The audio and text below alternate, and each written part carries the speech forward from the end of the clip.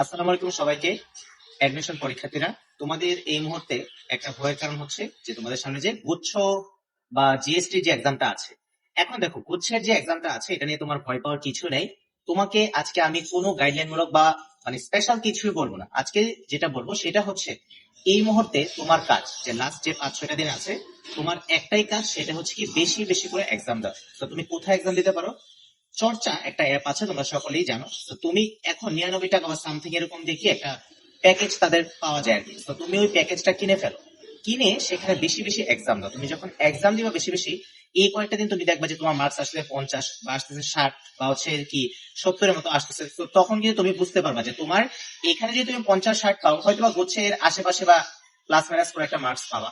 তো তখন কিন্তু তুমি বুঝে যাবা যে তোমার কোন বিশ্ববিদ্যালয়ে আসতে পারে বা তোমার পজিশন কতর মধ্যে থাকতে পারে। তো একটা কথাই বলবো, লাস্ট মুহূর্ত, আর কোনো সময় নেই, আর সময় নষ্ট করার মতো তোমার সময় নেই, কোনো কিছু করারও সময় নেই, নতুন কিছু তো করবাই না, জাস্ট একটা কাজ, বেশি বেশি এক্সাম দিবা।